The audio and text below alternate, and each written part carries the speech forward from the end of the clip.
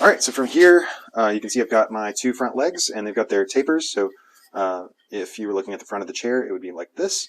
And in fact, I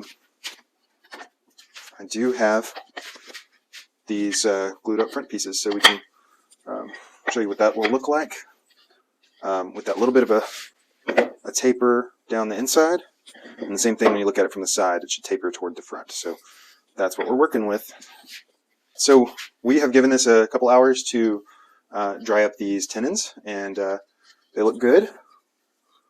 And if I had any squeeze out that was bubbled up, I would go in and cut it off with a knife at this stage so that it doesn't interfere with any assembly later on. But I did a pretty good job wiping it clean earlier with just a paper towel.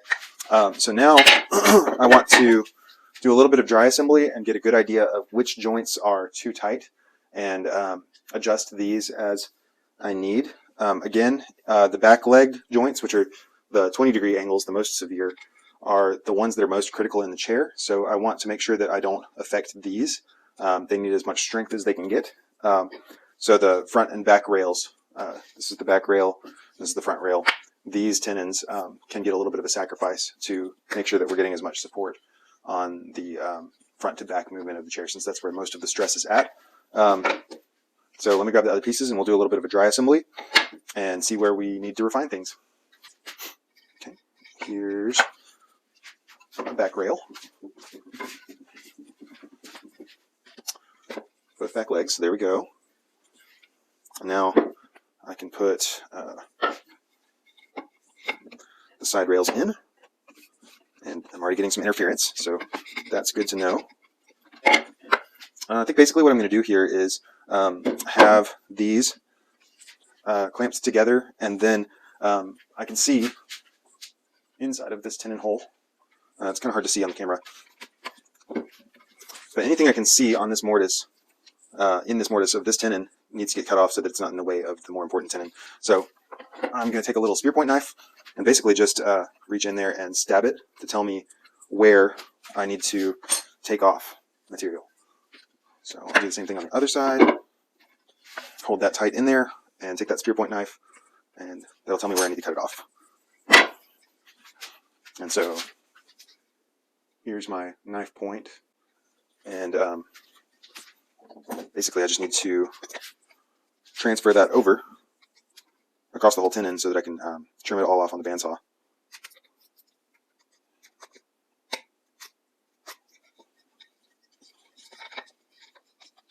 And I'll work on one tenon at a time, or one part at a time, so that we can test the fit as we go. So there we go. I'm going to be trimming off to this line here just to help it fit. And that still leaves a pretty substantial tenon.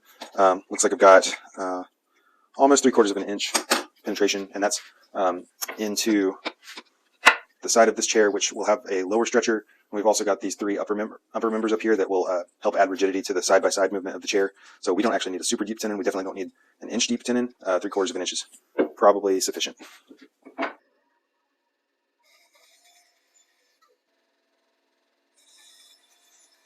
Stick these back in, and I can't see any interference here, so I think we're okay. Okay, so reassembling the backrest, the back legs, and then we can take our side members. That fits nicely, and it should be the same over here. There we go. Now I expect to run into another issue when we put these front legs on, so let me grab those guys. Go ahead and stick those on like this. Actually, let's put the front rail on. There we go. And let's try to slide these guys on.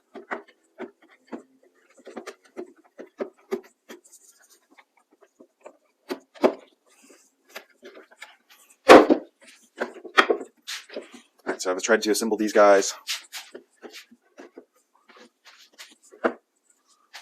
And when I try to put this forward pressure in there, this joint is just barely not able to close.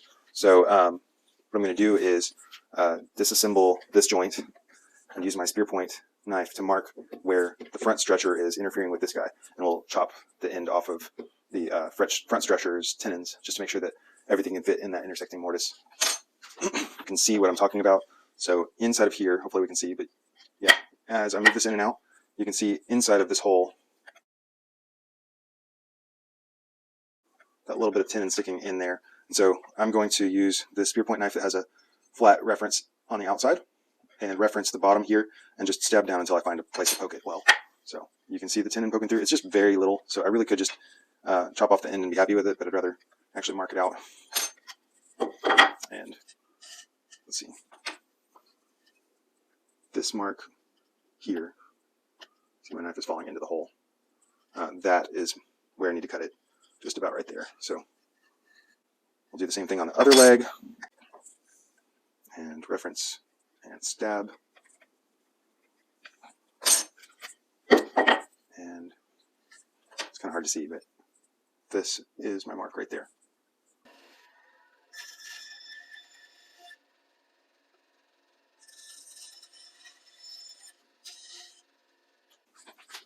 All right, so I just finished trimming that tenon down for the front rail, and now I think we're ready for an actual dry assembly. So let's start with the back of the chair, what we had assembled from before.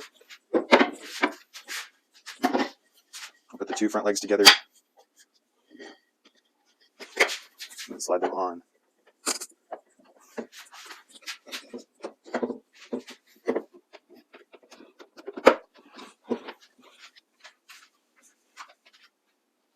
All right, so we have the makings of a chair, so I'm going to rotate it a little bit. It's just obviously loose.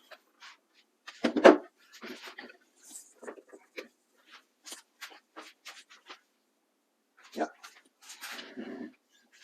So next up, I think we're going to try to see how to fit these guys in there, and then we'll eventually start working on bending, and then we'll need to do some lower stretchers just to give it some extra support from racking forces, and yeah.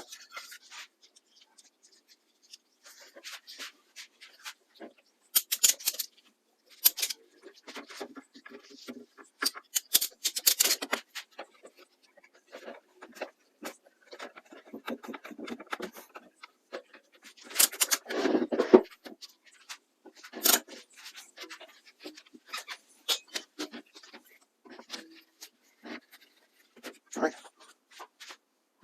So this is a good way of, looking at your structure and seeing how those joints are going to work. You can also set it on the floor and lean it up against something so that you don't have to put too much pressure on the joints. But if you lean the backrests on something, you can sit down and pretend that it's all assembled to test how it feels. Though without having the actual curve, it's a little bit difficult.